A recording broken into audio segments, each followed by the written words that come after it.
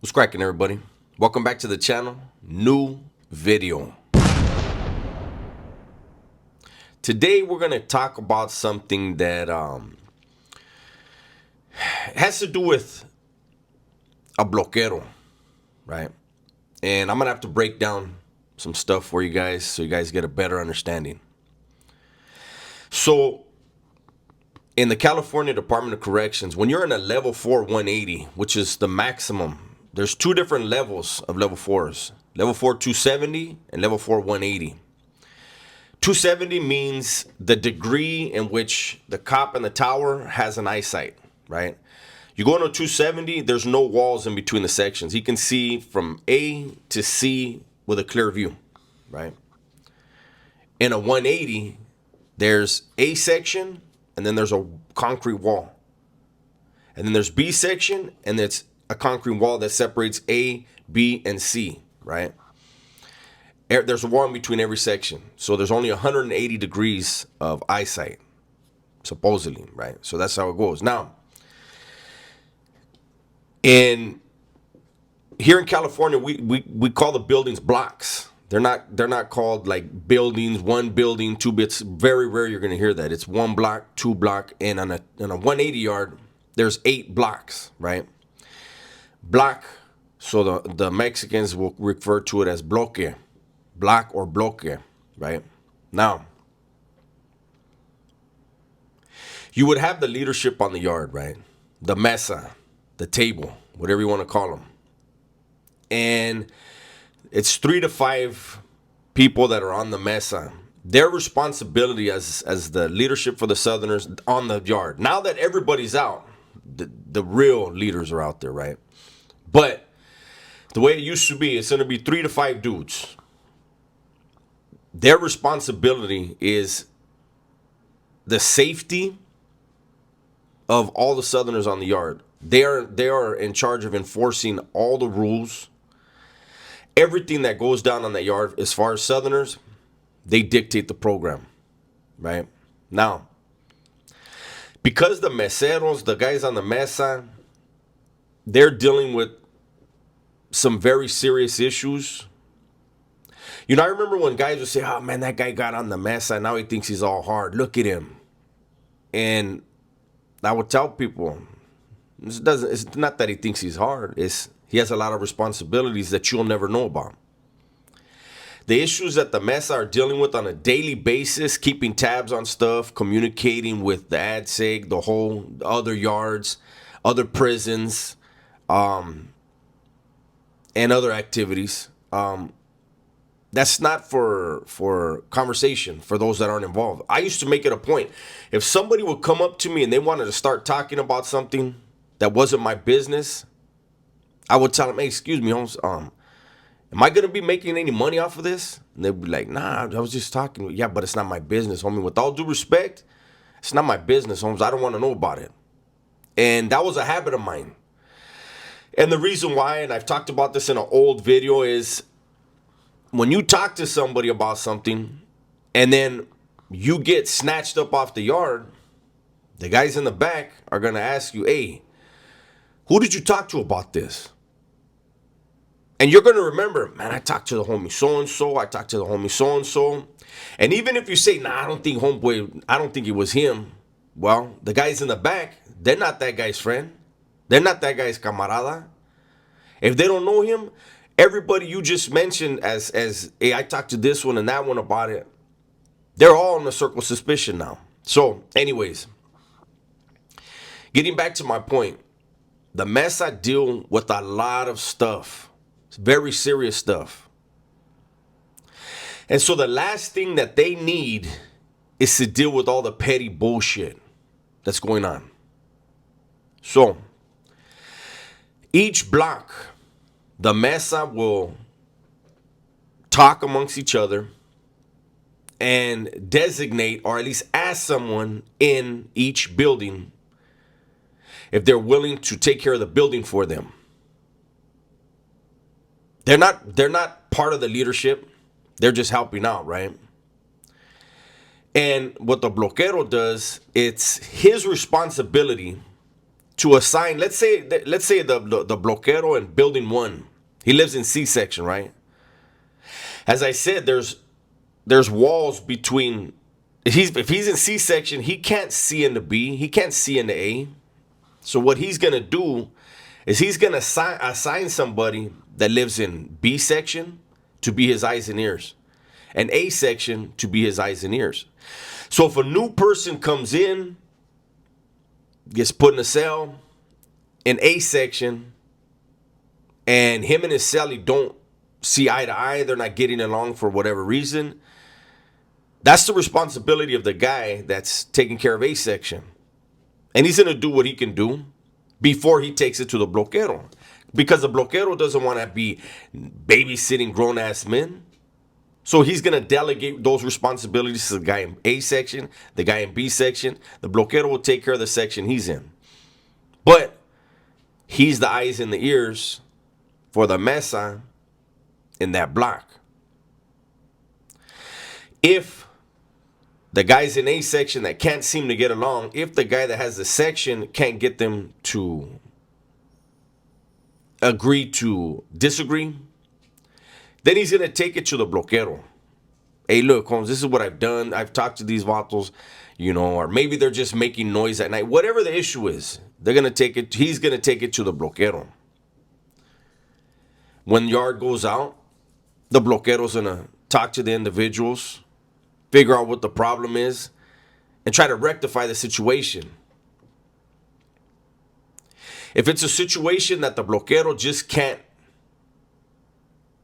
address, then he takes it to the mesa. And he puts out everything that the guy in his section tried to do, his interactions, his communications with the individual or the individuals at hand.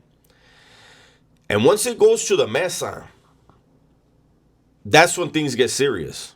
Nothing is supposed to be put on the mesa that isn't going to be a violent outcome, potentially. So, now that you have that understanding of how things work, a bloquero, now me personally, I'm just keeping it real. It's nothing to brag about.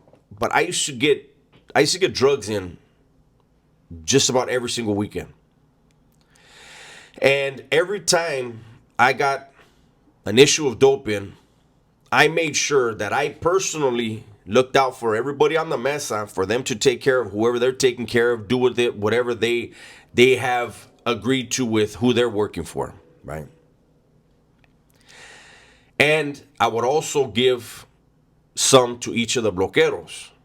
And I would tell them, this much is for the kitty. So they would sell some of the dope and then make sure every block has a kitty, especially the orientation block, right? And then the rest, I tell them, fatten your locker up. And that's so, for one, this person is taking heat for us. So he needs to be rewarded. He needs to be compensated in a way, right?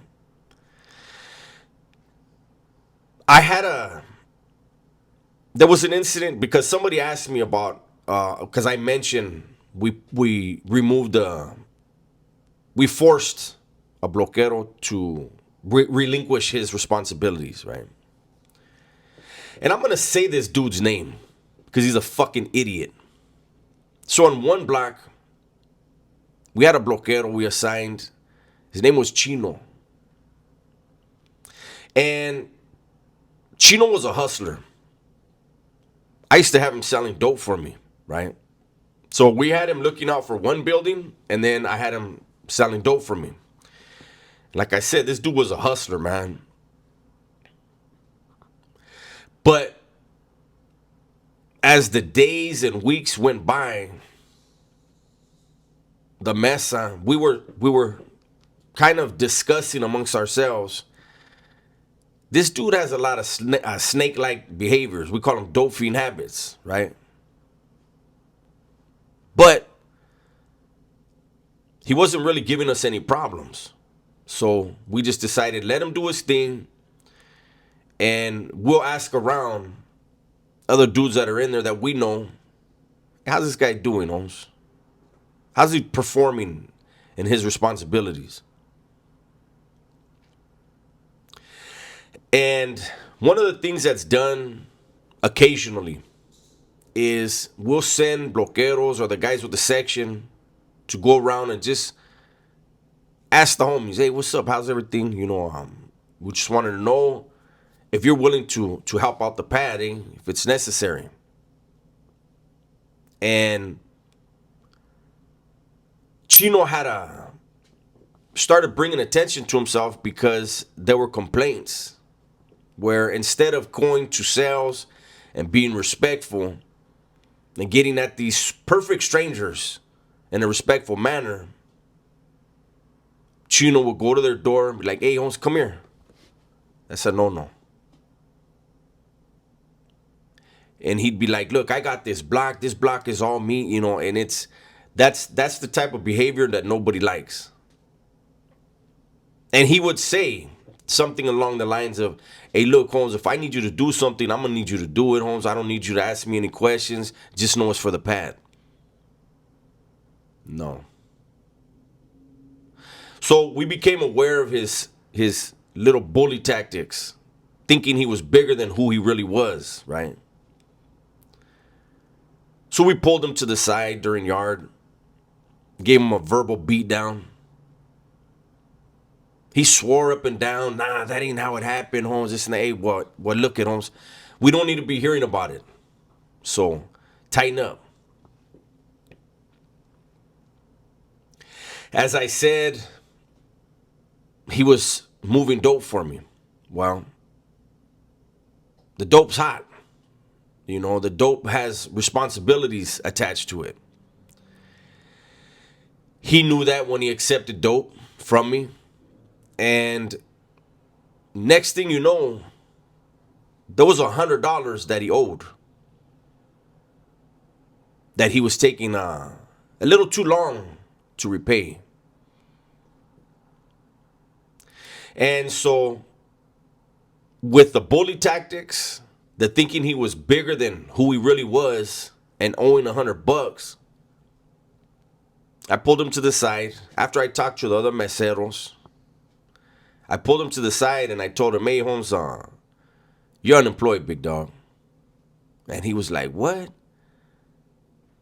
And I told him, hey, Holmes, we gave one block to so-and-so today. Go ahead and get that 100 together ASAP and kick on back, Holmes. You don't need to be coming out of your cell no more. You don't even need to be going to nobody's door. You don't need to be talking to nobody. And consider this a little love, homie. You've been bringing a lot of attention to yourself. And the dude was, I could see he was crushed. And I made it clear to him, like, look, Holmes, just get the money together, eh?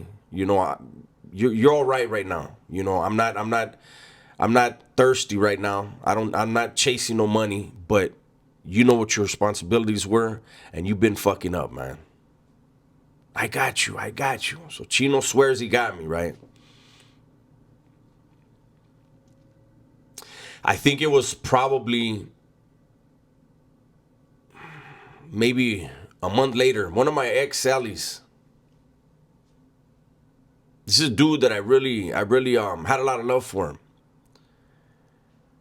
His brother had gotten killed and he was struggling with it. Bad. His little brother got killed out in the streets. And the way his mindset was, I told him, look, Holmes, I'm going to move you to the cell next door because the way you're acting, you and I are going to wind up getting into it. And I don't want to wind up doing that. And so I moved him next door. And when I moved him next door, the whole time we're cellies about a year. He used to use heroin. He'll smoke weed. He would drink. But he never did white. As soon as he moved next door, he started doing white. He started acting weird. Long story short, the dude wound up piecing up. He waited until count time at 4 o'clock count or something like that. And when the cop was walking by his cell, he started bombing on his cellie. And he had freaked out because he knew of some stuff that we were planning on doing. And in his mind, because of the drug, he believed that he was one of the targets. And he wasn't. He never was. So he PC'd up, told the cops. And this is a guy, I've told the story about this guy. I saved his life on the yard. The vote was in. They actually tried to bully the vote. The vote was in before me and another mesero got on the yard. 3 had voted. That's the majority. And the vote was to whack this dude. But we didn't have all the details. Couldn't figure out if it was him or his celly that had done something wrong. And the thing that was done wrong is fixable. But his celly was the dope man, and this dude was a dope fiend. So they keep the dope man around. I already knew what the thing was. Anyways, I stopped it. I worked it out to where they both had to pay $500 and kick in a gram of dope. I think theirs was 3 grams. Anyways, and then this dude later, a year later, if you guys go and see that video, because I'm leaving a lot of stuff out, he wound up moving out of that cell to move in with me, and so after a year, you know, like I said, I moved him, and the guy that saved his life, he went and told the Juras, a specific cop that is scandalous, treacherous, Zap. He PC'd up and told Zap, go to this cell and you're going to find bone crushers that are for you. And he told him that I had got a green light on him. So I mention this because later I'm on the yard and that cop, Zap, I'm with Chino. Zap walks up and he's like, man, that's fucked up. Couldn't stand that dude. I said, what's fucked up? He said, oh boy, he ate a big old block of queso, and he said that you were gonna have me, you're trying to kill me, that those 2 pieces, this, and that, and they were bone crushers. And I said, what? I said, man, fuck that guy. That dude's crazy. I don't know what the fuck's wrong with him. Zap took off. But before he had walked off, I had told Zap, if that motherfucker had any kind of morals, he'd just fucking kill himself. Fuck's wrong with that guy? I was pissed. Wasn't a cool thing to say, but I was mad. This dude who I saved betrayed me. We weren't after that cop. But once the cops found those knives, there was 8 knives that they recovered. We were pissed. We didn't hit the dudes that got him caught, but they should have known. Because the dude locked up in the section. And I told him, hey, fish them over to another section. Now, when I told Zap in front of Chino that if we had any morals, he would kill himself. About a month after that, I guess Chino was feeling the heat. And if you guys remember the series I did on Richie the Rat, Richie was part of the mesa. I had started pushing. I started telling the other meseros, hey, I want to put Chino on the table. And Richie was like, nah, you know, he's cool, Holmes. It's just $100. You know, I said, nah, it's not just $100. You know better than that. I, to this day, believe that Richie gave Chino the heads up. Hey, this dude's pushing to have you hit. Because next thing you know, we're on a lockdown. And Chino tries to kill himself. He didn't really try. And he PCs up. And I remember the other meseros asking, hey, what the fuck was that all about? Why would he try to kill himself? And I knew exactly why. And I told him, hey, when old boy locked up and tried to put that on us and say that I wanted Zap dead, he was standing with me when I told Zap if that vato had any fucking morals, he would kill himself. I said, I guess that was his way of trying to say he had morals when he absolutely didn't. So that's the story of us benching a bloquero. Everybody, please be safe, be smart, and tell the ones you love that you love them, man. I'm out of here. Welcome to Vario Liquors, home of the coldest beer in the 209, chilled to a perfect 32 degrees. From mix and go drink kits to both classic and exotic spirits, we've got something for everyone. Visit us at 1870 Countryside Drive, Turlock, California. Catch you at the Vario.